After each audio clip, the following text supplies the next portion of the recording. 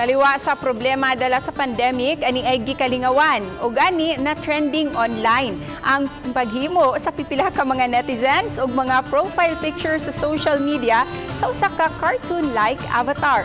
Kung ngano atong pakisayran ang pipila sa mga netizens sa report ni Femery Dumabo.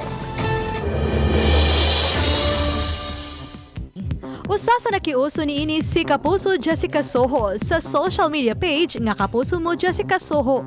Diin sud sa 15 ka oras lang sukad pag-post niini niani na kini og 19,000 nga shares ug dulan sa 500,000 nga mga comments.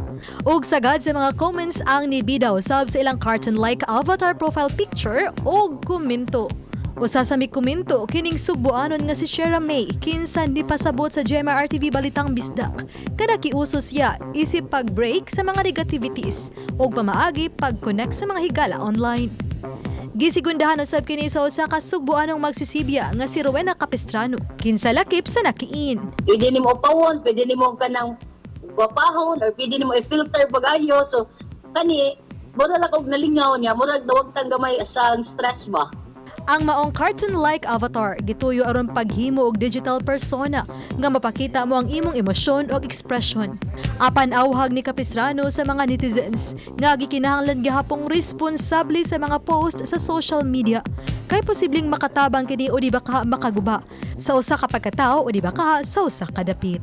So kung maghatag ta og mga balita nga fake news, sama rin nang nagkuha tag bato ba gipandukdok na to sa tong mga ulo nga makahatag na hinuon ni kalisod nga to sa tong mga kaigsuonan. Uban ni Cleofer Lumayag, ako si Femery Dumabo. Balitang Bisdak.